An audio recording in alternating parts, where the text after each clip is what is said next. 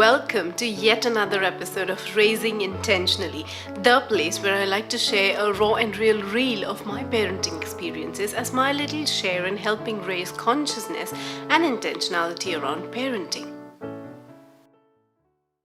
By now, all of you know that Alfie Kohn is my favorite author on the subject of punishments and rewards, and this episode is entirely based on his book, Punished by Rewards: The Trouble with Gold Stars, Incentive Plans, A's, Praise, and Other Bribes.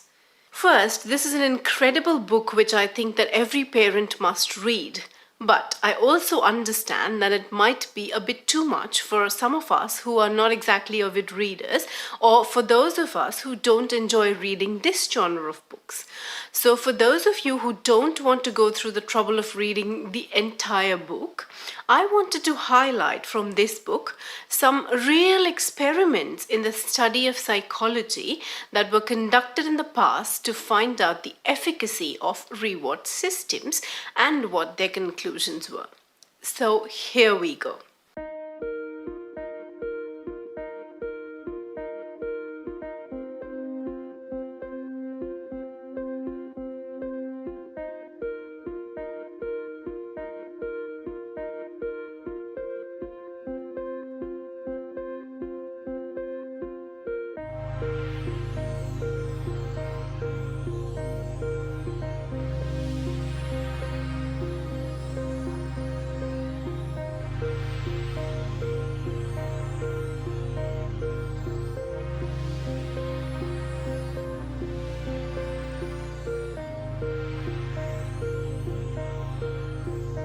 Experiment 1.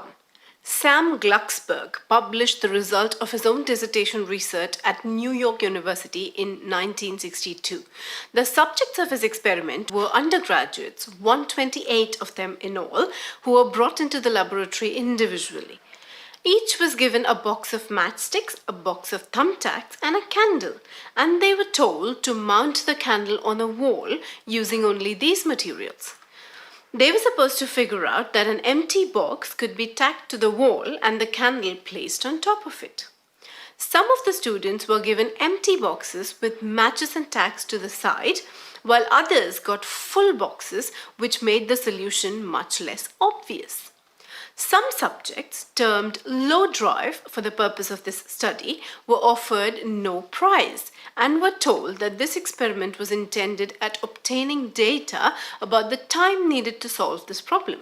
The remaining subjects, termed high drive, were told, depending on how quickly you solve the problem, you can win anywhere from $5 to $20, quite a lot of money in 1962, and that the time needed to solve the problem will be the criterion used. In the filled boxes condition, which was the more challenging of the two conditions, the high drive subjects, that is, the subjects who were driven by the urge to earn a reward, performed worse than the low drive subjects, that is, those who had not been promised any reward. Experiment 2.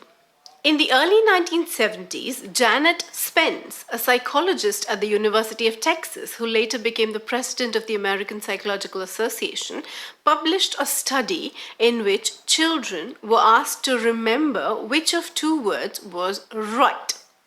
So the experimenter showed them two words and told them that one of them was right and asked them to remember it. The children were then split into two groups and were shown some words again and were asked to choose the right one over the others. One group of children simply saw a light come on or a bean drop down a chute when they chose correctly. And the other group got either a candy or a token that could be exchanged for a candy when they were finished. It turned out that the children who received candy or the promise of candy got fewer right than those who received nothing more than information about how well they were doing. Experiment 3. In an experiment that ventured outside the psychology laboratory, college students who worked on the school newspaper were observed as they learned to write headlines according to prescribed rules. As they got better over time, they were able to work more quickly. Then, for a while, some students were paid for each headline that they turned out. Now, in popular perception, we would expect that the result should be that their performance improved because of the monetary payoff. But in reality, the results of the study highlighted that their performance stopped improving. On the contrary, those who received no money kept getting better. Experiment 4. In a particularly intriguing experiment, some 6th grade girls were promised free movie tickets for successfully teaching younger girls to play a new game. And some were just given the task of teaching the younger girls, with no reward associated with it. The intriguing results revealed that the girls who were expecting a reward wound up doing a lousy job as tutors. They got frustrated more easily, took longer to communicate ideas, and ended up with pupils who didn't understand the game very well. In fact, pupils who learned from tutors who weren't promised anything were found to have understood the game better. Besides these 4 prominent experiments, Alfie Kohn also mentions many others in the book that reveal the exact same result, that rewards affect performance in an undesirable way. He states that 3rd graders who were told they would get a toy for working on some games, which in reality were also IQ tests, didn't do as well as those who expected nothing. Teresa Amabile, a leading student of creativity, published a report that clinched the case against the use of rewards.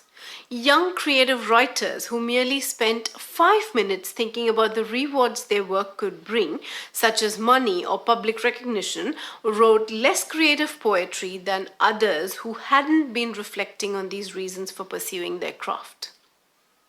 The quality of their writing was also lower than the work that they themselves had done a little while earlier. Mark Lepper conducted a study in which 4th and 5th graders were given a problem-solving task similar to the board game Clue. Those who were promised a toy for doing well did the task in a much less systematic fashion and took longer to get to the solution than those who weren't promised anything. Even more disturbing was the fact that those anticipating a reward also did a poorer job of an entirely different task a week later. The available research shows us that people who are offered rewards tend to choose easier tasks, are less efficient in using the information available to solve novel problems, and tend to be answer-oriented and more illogical in their problem-solving strategies.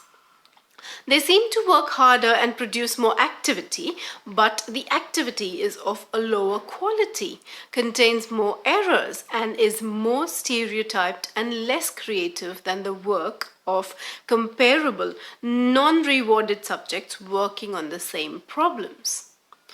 After the numerous studies conducted on this subject, researchers have come to the conclusion that rewards usually, if at all, improve performance only at extremely simple, indeed mindless tasks, and even then they improve only quantitative performance, and most often at the cost of the quality.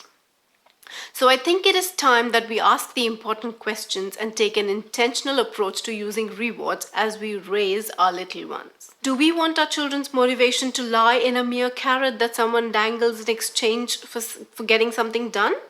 Or do we want them to derive deep satisfaction, which is the natural reward from the task at hand? Do we want our children to be deeply curious and really enjoy what they do? Or do we want them to merely do it in exchange for a lucrative something? Do we want to have a hierarchical relationship with our children which creates an unequal power dynamic of a rewarder who holds all the power and the rewardee who really is a mere puppet who will do as the other says in exchange for something they like? Or do we want our relationship to be based on a more sensitive and sensible ground? So my prayer for all of us today is this.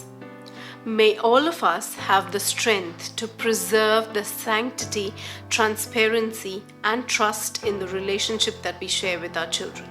Thanks very much for watching this episode, and if you haven't subscribed, please do. If you like the content, please give this episode a thumbs up and don't forget the little bell icon to be notified of new episodes as they drop. Until next time, take care and bye bye.